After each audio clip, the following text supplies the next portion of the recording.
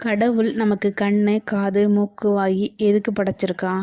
கெட்டதை பார்க்கறதுக்கும், கெட்டதை மட்டும் பேசுறதுக்கும், குறைகளை பார்க்கறதுக்கும், குறைகளை மட்டும் பேசுறதுக்கா? இல்லைங்க.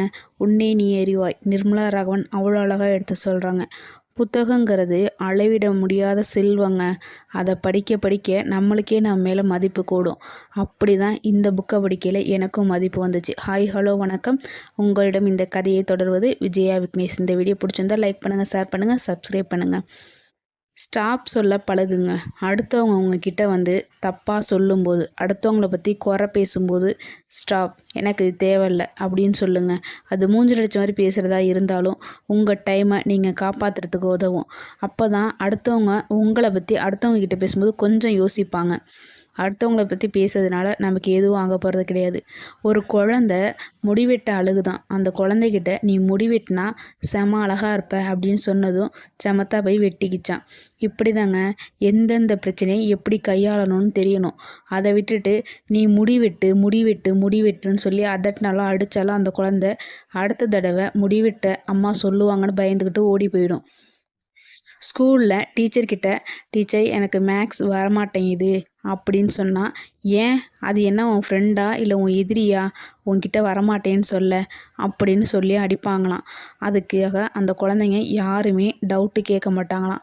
புரியலைனாலும் அப்படியே எழுதி வச்சுக்குவாங்களாம்.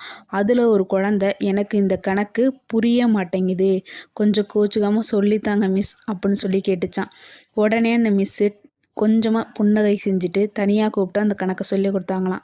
அதுலேருந்து அந்த குழந்தை அடிக்கடி போய் அந்த மிஸ்ஸுக்கிட்ட டவுட்டு கேட்குமா. இங்கிலீஷோ மேக்ஸோ நமக்கு வராதுன்னு இல்லைங்க, அதுக்கு இன்னும் கொஞ்சம் எஃபெக்ட் போடணும், அதுக்கு ஆர்வம் வரணும்னு தாங்க அர்த்தம். தயவு செஞ்சு எல்லா டீச்சரும் உனக்கு மேக்ஸ் வரல, இங்கிலீஷ் வரலன்னு சொல்லாதீங்க.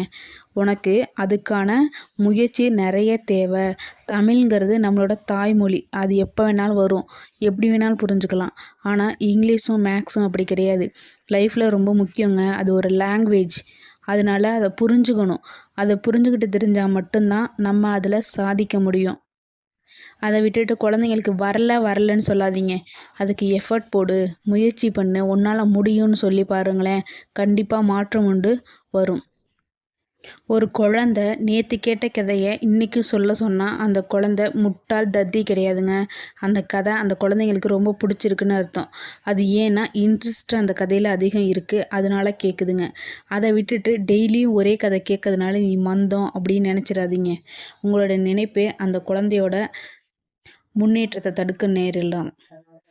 லாஸ்ட்டு என்ன தான் லவ் பண்ணி கல்யாணம் பண்ணாலும் ஒரு 5-6 வருஷம் கழித்து அவங்களுக்குள்ள சண்டை வரதான் செய்யும். ஏன்னா அவங்களுக்குள்ள ஒவ்வொரு வேறுபாடு இருக்கும்.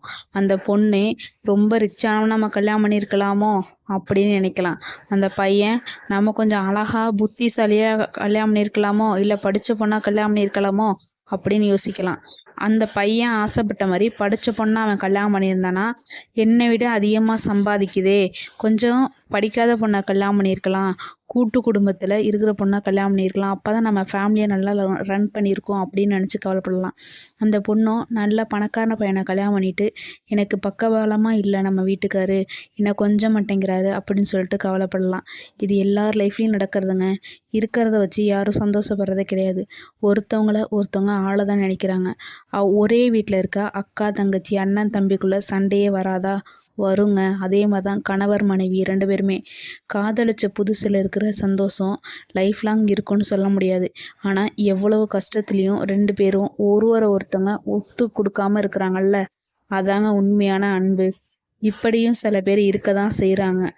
ஆனால் எல்லார் லைஃப்பும் எல்லா நேரத்துலையும் ஒரே மாதிரி இருக்காது. ரிச்சான இருக்கவங்க ஏழையாகலாம், ஏழையாக இருக்கவங்க ரிச்சாக இருக்கலாம். தயவு செஞ்சு பணத்தை ரொம்ப நேசிக்காதீங்க. அன்பு மட்டும்தாங்க எல்லாமே. தனக்கு துணையாக வர்றவங்க துணையாக மட்டும்தாங்க இருக்கணும்.